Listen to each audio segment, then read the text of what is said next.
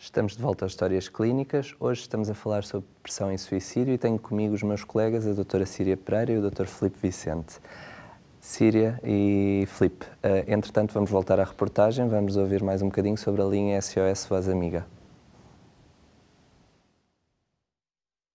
Ora, para lidar com este tipo de problemáticas, com as pessoas que ligam para vocês, é obviamente necessário que tenham formação, não é? Que formação é que têm as pessoas, estes voluntários que atendem esta chamada? Portanto, temos uma formação lenta, rigorosa, que é apoiada por técnicos de saúde mental, ou seja, todas as semanas nós temos uma reunião de formação de continuidade. Antes de chegar ao passo do voluntário que atende, tem uma formação em várias etapas. Há uma primeira chamada em que as pessoas se candidatam a voluntários, há uma reunião para todos os que se candidatam a voluntários, levam uma reflexão para casa para saber se querem continuar com este serviço, porque isto não é um serviço no terreno, é um serviço apenas telefónico de ajuda emocional. Há uma entrevista, vão novamente refletir sobre aquilo que querem ajudar neste serviço. Depois há uma integração no grupo dos, digamos, antigos voluntários. Estarão meses digamos assim, em estágio nesse grupo, apenas nessas reuniões de formação continuidade, e é um tempo que demora cerca de 3 a 4 meses esta formação até chegar ao atendimento no telefone. E quem é que pode voluntariar-se para esta linha? Todas as pessoas, primeiro, que estejam em estado emocional equilibrado, que queiram ajudar, que tenham disponibilidade de tempo, maiores de 21 anos e que vivam na região metropolitana de Lisboa. Estivemos, portanto, com a linha SOS Voz Amiga, que faz uma intervenção indispensável e imprescindível para o apoio, especialmente a estes casos de tentativas de suicídio ou de ideação suicida, não é? Às vezes o primeiro contacto destas pessoas para pedirem ajuda passa muito por este tipo de apoios telefónicos, não é? Que melhor podem orientar. Isto do suicídio tem muito que se lhe diga, não é? Primeiro que tudo, o suicídio é um ato deliberado de pôr término à nossa vida, não é? E pode ser inserido aqui em vários contextos, não é? 90% dos suicídios estão relacionados com perturbações mentais. Acho que isto logo é importante também perceber. Portanto, é um sinal que aqui, não necessariamente sempre com a depressão, pode estar ligado com outras perturbações. Isso acho que é necessário perceber claramente um tratamento da perturbação evita este desfecho fatal, não é? Outra coisa que é importante também, que muitas vezes estas pessoas muitas vezes as tentativas de suicídio já foram precedidas por tentativas de ajuda também. A maior parte dos gente já procuraram em algum período ajuda, mas muitas vezes por vergonha, por medo da reação da família, muitas vezes por desconhecimento. Por desesperança até. Sim, por desesperança, por impulsividade. No caso dos adolescentes é a segunda causa de morte a seguir aos incêndios de viação e tem muito a ver com a impulsividade e não haver bem a noção do nunca sempre, da gravidade muitas vezes da situação, mas principalmente com a impulsividade. Porque a depressão no adolescente também tem esta variação, não é? O adolescente, a depressão muitas vezes manifesta-se mais por esta questão do comportamento mais irritável, de terem assim comportamentos mais ligados ao abuso de substâncias, não é? Algo mais transgressor, também muito adaptado à fase da vida em questão e também muitas vezes associados a estas questões de tentativas de suicídio ou outra das questões que são as automutilações, os comportamentos autolesivos, não é? Que não é exatamente o significado deles, não é o mesmo do que as tentativas de suicídio ou suicídio em si. Sim, aqui falamos mais de para-suicídio, que são comportamentos diferentes, mas não assim merecedores de menos atenção. Normalmente estes são também as pessoas tendem a desvalorizar um bocadinho isto, exatamente, mas não quer dizer, estes doentes acabam muitas vezes por se matar, não é? Então não é desvalorizar eles merecem uma atenção igual e tem sempre que ser avaliado o risco, mesmo quando é uma situação que vemos logo que é de para-suicídio, mas o risco tem que ser sempre avaliado. Sim, eu acho que sim. Há pouco falámos de questões culturais e culturalmente o suicídio é tabu. Portanto, mas também é um tema que tem que ser falado. As tentativas de suicídio, os comportamentos autolesivos têm que ser falados também. Não tem que ser tabu. Os médicos têm de perguntar aos doentes porque há muitos mitos associados ao suicídio. Por exemplo, o principal será aquele, se nós perguntarmos, poderemos induzir o suicídio. Não. Isto é um mito até que a nossa classe médica, fora da especialidade, tem esse medo. Não vou perguntar porque, vou aqui dispor uma ideia. Exatamente. Depois há mais mitos, por exemplo, que os suicídios só ocorrem nas classes socioeconómicas mais desfavorecidas. Não. Ocorrem em todas as classes. Infelizmente, é um problema de depressão, muitas vezes, mas não necessariamente. Ou seja, existem outras doenças mentais que podem causar suicídio e existem pessoas que suicidam que não estão doentes. Isto é difícil de perceber. Há algumas pessoas lá em casa porque pensam assim, não, mas se ele se matou, provavelmente estaria muito mal. Uma doença mental, e se calhar certeza, estava, mas aqui talvez é aquela diferença entre doença mental e perturbação mental. Sim. Eu diria que alguém que tem um acto contra a sua própria vida ou integridade física estará fortemente perturbado. Perturbado sob emoções intensas, por exemplo, associadas a uma perda, associadas a uma notícia muito má, associadas à vergonha, por exemplo, não é? E estarão fortemente interferidas por essas emoções fortes, o que não significa que estejam doentes.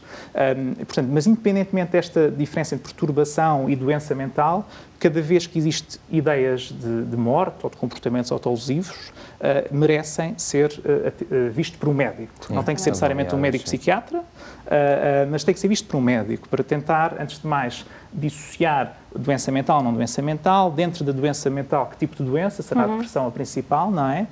E depois tentar ajudar esta pessoa. E aqui, a meu ver, a palavra-chave é a aliança terapêutica, não é? Portanto, aquele doente, aquela pessoa perceber que há um profissional de saúde que está a acompanhar-me neste meu sofrimento, nesta minha problemática, que se interessa por mim, não é? E que me vai ajudar a tentar resolver esta questão, porque nós também sabemos que a maior parte das pessoas que têm este tipo de ideias, de ideação de comportamentos autolesivos, não é? Com ou sem intenção suicidária, têm uma grande ambivalência relativamente a eles. Portanto, a intencionalidade determinada de pôr fim à vida é muito rara. Exato. Até ao último momento. Nós sabemos, por relatos de quem não se suicidou e até por quem viu alguém cometer este tipo de comportamentos, que até ao último momento houve sinais de ambivalência. E isso tem que ser explorado e tem que ser agarrado. E daí esta necessidade de perguntar quem temos à frente se de facto anda com essa ideia. E é um alívio. Quando alguém diz, eu tenho esta ideia e sente que há um ambiente propício e protetor para o dizer, é um alívio e é também terapêutico. Ventilar as emoções associadas a esta ideia que é assustadora, não é? Esta ideia que é contrária à nossa natureza, que é preservar a nossa vida antes de mais, é muito assustador, é muito perturbador e, portanto, dizê-lo é muito importante. É talvez o primeiro passo para se tratar. Até porque, na maior parte dos casos, os doentes estão, e é isto que as pessoas não entendem, não é? Num grau de sofrimento tão extremo que acham que a única solução é mesmo pôr termo à vida, não é? A angústia é de tal ordem que eles não veem mais nenhuma solução a ser esta. E ter alguém, de repente, do outro lado que lhes diz, mas eu posso, pelo menos, tentar ajudar, não é? E fazer aqui não só a aliança como que tu falaste, mas prevenciar que tem até alguns meios, explicar. Pode vir à urgência, se estiver aflito, explicar à família o que é que pode fazer, mesmo em termos de precaução, tirar medicamentos lá de casa, não haver facas, tudo o que é instrumentos que podem, se já há um plano estruturado, fazer um bocadinho aqui esta salvaguarda, verificar que a pessoa está acompanhada, perceber se a edição é grave ou não, se havia um plano, se há uma sensação de vazio e desvalorização, tentar entender isto tudo. Explicar a existência destas linhas também, não é? De apoio, em que, de facto, porque às vezes uma chamada ou ter alguém que seja um aliado, não é? Nem tem de ser um médico, às vezes um familiar ou um amigo que seja confidente, em que se tiveres, se tiveres essas ideias muito persistentes, tens de ter alguém a quem possas recorrer imediatamente e consigas, lá está, ventilar isto e desabafar para te consigam ajudar, porque muitas vezes o que acontece é que a pessoa está fora do seu perfeito estado mental e não consegue também raciocinar e refletir sobre os atos e, portanto, tem de haver aqui algum tipo de entrave que permita fazer um bloqueio, uma barreira e que alguém possa atuar na ajuda, não é? Há pessoas que, por exemplo, não percebem como é que alguém pode pensar em pôr termo à vida, mas não é assim tão difícil, não é? E é curioso, às vezes, perceber como é que se chegou lá e, às vezes, até explicar ao doente como é que se chegou lá. E, por exemplo, algumas teorias cognitivas explicam isto muito bem, não é? Portanto, como é que nós reagimos a um stressor, a alguma coisa que nos está a incomodar, que todos nós fazemos isto. Eu costumo dizer aos meus doentes que todos nós temos dificuldades na vida. Depois há pessoas mais vulneráveis e outras. E depois há um caminho que se faz, que é, eu perante um stressor, uma dificuldade, vou ativar aquilo que nós chamamos os nossos mecanismos de coping, as nossas defesas, que todos nós temos, uns de uma maneira, outros de outra, todos nós temos. E muitas vezes as dificuldades são tão grandes que estes mecanismos falham, não é? E eu aqui, o que é que eu vou fazer? Vou experimentar mecanismos novos, vou sair da minha zona de conforto, experimentar outras coisas para lidar com este stress e às vezes isto também falha. E vou experimentar outros e às vezes isto também falha. E o que é que se gera aqui? é a desesperança. Eu pensar, Sim. isto não tem solução, eu não tenho solução, isto nunca se vai resolver e portanto, se calhar não ando aqui a fazer nada. É a desvalorização pessoal, não é? E às vezes a culpa, que são assim os 3 grandes tipos de pensamentos que estão associados à depressão. A culpa, a desvalorização pessoal e a desesperança, ou não haver amanhã. Exatamente. E isto é muitas vezes a raiz deste tipo de ideias, não é? Que são perigosas. E que só alimentam. Sim. Porque depois também é um pensamento muito de preto ou branco e... Dicotómico, não é? Portanto, tudo isto se autoalimenta até que se chega a este ponto. E depois uma dificuldade muito grande é que já falámos aqui, que é as pessoas têm, de facto, medo de pedir ajuda, vergonha de pedir ajuda, e isto é que é importante ressalvar, que não há problema nenhum em pedir ajuda. E este estreitamento da visão de só há esta solução leva as pessoas muito a desacreditarem de que existe um tratamento, mas o tratamento existe de facto, e há muito esta questão de se há cura para a depressão, se há tratamento para o suicídio, e nós de facto na nossa experiência dizemos que sim, que existe. Felizmente. Sim, felizmente há tratamento e evoluiu muito. E felizmente é um tratamento acessível, não é? Hoje em dia é um tratamento acessível. Mesmo em termos financeiros. Sim. É importante também dizer, talvez esclarecer, que, bem, antes de mais, se há uma suspeita de depressão, é preciso um médico, não é? Um médico de família, aos casos mais graves, o médico psiquiatra, não é? E tentar perceber qual é a gravidade da depressão. Se há quadros ligeiros que não podem nem sequer precisar de uma intervenção terapêutica para além de ir ao médico, não é? E este ir ao médico é logo muito importante, porque para já permite parar aqui um ciclo que pode ser negativo, não é?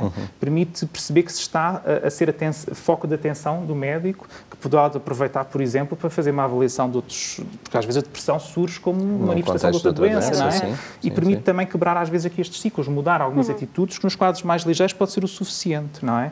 Depois nos quadros moderados a graves, aí sim necessariamente tem que haver uma intervenção farmacológica, não é? Que pode ser associada ou não à psicoterapia, sendo que nos quadros ligeiros a moderados a psicoterapia normalmente é suficiente. Pode ser o suficiente. A não ser, como tu disseste muito bem, que pode ser, que as pessoas às vezes não sabem, uma doença orgânica descompensada, um simples hipotiroidismo pode dar sintomas depressivos, uma doença autoimune, e por isso é que é muito importante procurar um médico e perceber o que é que se passa, porque às vezes pode ser só uma manifestação de outra doença. Isso também é uma coisa curiosa, que às vezes são sintomas psiquiátricos, a chave não é uma doença psiquiátrica. E acho que disseste muito bem, de facto, se é uma perturbação ligeira, a psicoterapia normalmente é suficiente, principalmente quando está associada a perturbações da personalidade, senão é preciso uma intervenção farmacológica que deve ser adequada ao doente, à sua disponibilidade financeira, à preferência do próprio doente, a medicação já feita no passado, quais são os sintomas que ele tem, outras doenças que pode ter também concomitantemente. Por isso é que esta avaliação é essencial. Há alguns erros associados também muitas vezes ao tratamento, não é? O doente começa um tratamento e está à espera de um resultado imediato. Os antidepressivos, de facto, não têm esse efeito e tentamos sempre explicar na consulta que há que aguardar algum efeito. Não é? Algumas coisas vão sendo resolvidas, mas o tratamento da depressão, os antidepressivos demoram cerca de 3 a 6 semanas a começarem a fazer o seu efeito. Não é? Isto é fundamental, não é? Adaptar as expectativas das pessoas, porque estão vão à procura de como tomas um antibiótico, de repente, 2 dias depois já não há febre, já não há sintomas. Aqui não é bem assim, é muito importante explicar isso, assim como explicar também que vai ser um tratamento de largo prazo, não é? Não é uma coisa de 2 meses, não é? Que as pessoas às vezes acham, já me sinto bem, posso largar a medicação. Há um risco, não é? Nós sabemos que há um risco, portanto, há uma fase aguda, não é? Que nós temos que introduzir a terapêutica. Eu costumo dizer aos meus doentes que não há que ter medo dos medicamentos, há que ter medo da depressão. Exatamente. A depressão é que parte, daí é que é perigosa, não é? Fazer este percurso com o médico, de facto, existem efeitos secundários, como qualquer intervenção em medicina, que são geríveis, não é? A maior parte deles não são graves. A grande maioria das pessoas que fazem antidepressivos não terá efeitos secundários. E há que desmistificar aqui alguns mitos, não é? Portanto, há esta fase aguda e depois desta fase aguda, quando os sintomas se começam a resolver, iniciamos uma fase de continuação e nós sabemos que aqui, se houver uma interrupção precoce da terapêutica, o risco de recidiva ou de recaída será pelo menos uns 50%. Metade dos nossos doentes irão recair. E se calhar ter o episódio novo de doença mais grave, não é? E mais difícil de tratar. Isto é muito importante, não é? Portanto, e com pior resposta terapêutica. Portanto, depois da pessoa começar a sentir bem, depois de voltar ao seu trabalho, à sua vida, de não sentir interferido pelos sintomas, há que esperar, depois de um primeiro episódio, cerca de 8 meses, não é? 6, 8 meses ou 9, não é? A fazer terapêutica. E, sobretudo, depois, juntamente com o seu médico, decidir qual é o momento indicado para interromper. Não é? Tem que ser um momento em que a pessoa não tenha problemas. E tem de ser observado também pelo médico, não é esta coisa sinto-me bem e sem acompanhamento nenhum, larga a medicação, às vezes larga imediatamente, sem fazer nenhum tipo de desmame da medicação, e isto tudo tem riscos associados. É importante também dizer que mesmo nos casos mais graves, aqueles em que o médico vai ponderar a intervenção, colocar um antidepressivo a longo prazo, se não para a vida toda, eu costumo também dizer aos meus doentes que não têm que ter medo, não é? Que independentemente da prevenção de novos episódios depressivos, por si só já justifica, os antidepressivos hoje em dia têm outros benefícios, nós sabemos isso, não é? Por exemplo, em termos de neurogênese, proteção cerebral, não é? Sim.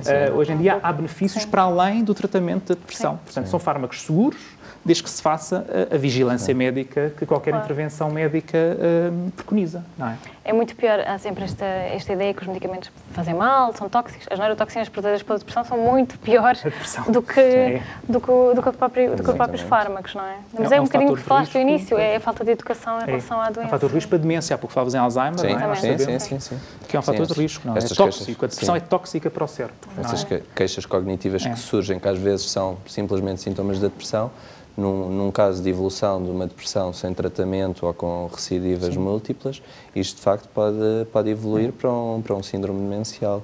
E são normalmente até os sintomas que depois a pessoa está bem são os últimos a melhorarem. Sim, os cognitivos, não é? Exatamente, as pessoas continuam, já estão bem, mas continuam-se a queixar de problemas de concentração, alterações da memória, portanto é claramente uma coisa que eu normalmente tenho esse cuidado, de explicar às pessoas a importância disto e que mesmo com o tratamento, infelizmente são os sintomas que regridem com mais dificuldade. Um dado assustador dos estudos epidemiológicos em Portugal é que no primeiro ano em que a pessoa desenvolve os sintomas depressivos, só cerca de 30 e poucos % é que procuram atenção médica.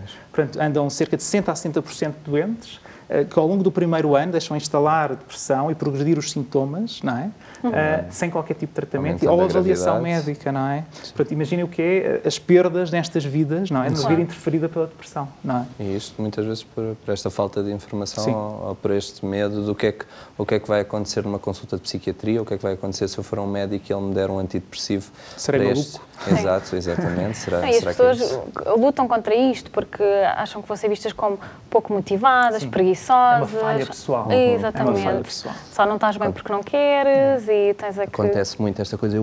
Eu ainda quis, até me receitou o medicamento, mas eu optei por não o tomar porque eu achei que ainda conseguia tentar, devia lutar mais um bocadinho para conseguir. E depois vem o agravamento e depois dizem, mas agora aceitei, de facto, mas com isto perdeu-se mais um mês ou perdeu-se mais algum tempo com estas ideias. Claro, isto como se vê com o peso dos estereótipos e das próprias noções, estereótipos pessoais e da comunidade são importantes na procura de tratamento. Por exemplo, uma coisa que eu acho interessante, os países com maiores taxas de felicidade, como são os países da Escandinávia, são os que também têm a maior taxa de suicídios. Porquê? Porque as pessoas, quando de facto estão doentes, confrontam-se que tudo ao redor delas aparentemente está bem, portanto elas ainda se sentem piores e com menos vontade de procurar ajuda e de procurar ajuda, porque vê-se que elas é que devem estar erradas. Se as pessoas à volta delas todas estão bem. Quando tu és uma minoria no meio de tanta coisa que está a correr bem, parece que tu és o estranho, mas não compreendes exatamente porque é que as coisas acontecem assim. As taxas de suicídio também são maiores, por exemplo, em maio, porque é o contraste com o envolvente. Estamos na primavera e de repente eu estou triste. E realmente não deve haver solução para isto. O problema tem que ser meu. Só pode ser. Penso que aqui também há uma mensagem importante lá para casa, que é, muitas vezes as pessoas, os familiares, os amigos, não sabem como lidar com alguém que está deprimido, não é? Não sabem, pensam que concentram-se muito em si próprios e pensam o que é que eu vou dizer para o animar, o que é que eu vou dizer para melhorar, mas não é preciso nada, basta só estar presente e não abandonar aquela pessoa que pela sua depressão estará menos disponível para o outro, não é? Portanto, aqui eu acho que isso é importante, não é? E perceber que é uma depressão e que não é simplesmente preguiça, falta de força da pessoa. Não... Porque alguém que está deprimido está necessariamente excluído, é como se fosse uma exclusão da sociedade, do seu ambiente, da sua comunidade, não é? Não, e ele de facto tem uma dimensão da energia, tem uma motivação, uma dimensão da vontade, tem uma dimensão do prazer, portanto é normal que as atividades que antes eram feitas em família ou com o companheiro não existam e normalmente as pessoas não conseguem entender isto e pressionam e não resulta enquanto não houver tratamento. Não é? Claro. Acho que sim, acho que de facto há muito para dizer sobre a depressão e acho que o estigma tem de ser combatido e temos de tentar fazer alguma coisa para isso e acho que temos um papel fundamental enquanto médicos para mostrar às pessoas que a depressão é muito mais do que simples falta de força e que há um tratamento e há esperança para estas pessoas, que às vezes é mesmo esta questão que se coloca, é a falta de esperança, que é um sintoma muito nuclear da depressão. E não só pelo impacto que tem, como já falámos, de incapacidade, mas não só porque, felizmente, hoje em dia temos muitas armas, não é? Temos há muitos antidepressivos diferentes, há maneiras de potenciar o tratamento de antidepressivos, há outras ferramentas, há tratamento terapêutico adjuvante, como eu falei no início, portanto, não há razão nenhuma para as pessoas não procurarem ajuda, como procurarem outra doença qualquer, até pelo risco que isto tem depois, que pode ser o suicídio, como também já falámos aqui, não é? Estou perfeitamente de acordo. Bom, Síria e Filipe, muito obrigado. Acho que esta conversa sobre depressão e suicídio foi extremamente rica. Despeço-me do público em geral. Foi mais um Histórias Clínicas. Antes de terminar, vamos ver uma reportagem sobre alguém que, como eu, também representou Portugal em outras competições, neste caso em Jogos Olímpicos, o atleta Bernardo Mota, e, portanto, vamos ficar com ele. Quando se é jovem, nós queremos ser sempre campeões, queremos ser sempre os melhores. Eu tive a felicidade de ter um pai ligado à área, professor de ténis, e que me incentivou sempre a treinar. Aliás, não sei se era caso único, mas o meu pai ia-me buscar nos intervalos grandes da escola, de 15 minutos, do Jamor a Linda a Velha. Eu ia jogar 15 minutos ao Jamor e chegava no segundo toque. Portanto, estes pequenos pormenores muitas vezes fazem a diferença. Eu acabei por, no fundo, receber os louros de todo um trabalho e um empenho que tive desde jovem. Acabei por realizar o sonho de fazer parte das cores portuguesas e da seleção ao nível da Taça Davis durante 17 anos. Iniciei, penso eu, que aos 17 e deixei aos 33, 34 anos. E depois os Jogos Olímpicos foram uma feliz coincidência em determinada altura em que era para ir um colega meu, acabei por tomar o lugar dele, mas relativamente a Barcelona, onde também sonhava ouvir aquela música da Montserrat Caballé com o Freddie Mercury. Na altura já não foi Freddie Mercury, já foi um outro tenor, mas como se tivesse sido ontem, entrar naquele estádio com 90 mil pessoas a gritar Portugal, uma histeria completa. Eu não sei se... Eu acho que nós estávamos muito mais histéricos que o público, mas é algo... É para isso que nós trabalhamos, é para isso que nós vivemos o sonho e quando se deseja muito, eu acho que tudo ou quase tudo é possível. Para além do hino, eu lembro-me de termos tido um momento muito particular, porque na altura não havia os Facebooks, nem os Instagrams, nem coisa do género, e portanto era muito aquilo que nós vivíamos nos jornais. E havia uma equipe muito conhecida no mundo que era o Dream Team, os basquetebolistas, a equipe de basquetebol americana. E nós fugimos à linha que estava prevista para seguirmos já dentro do Estádio Olímpico depois do desfile, ou durante o desfile, e demos uma fugidinha, não fomos os únicos, demos uma fugidinha e fomos ter com o Magic Johnson, com o Larry Bird, com todos aqueles craques que só naquele momento seria possível tocar e viver. E depois há ali uma relação única que é, nós fazemos parte do mesmo evento que eles. Não é algo que nós vamos ver, eles estão de um lado e nós do outro, não, fazemos parte do mesmo cenário e essa sensação eu penso que é única e só depois em Atlanta e em Sydney é que eu assumi verdadeiramente aquilo que tinha acontecido, aquilo que era participar nos Jogos Olímpicos e claro, isto fica para a vida. Hoje a minha filha sabe que eu fui olímpico, se calhar os meus netos saberão e essas coisas nós ficamos sempre muito orgulhosos por ter participado.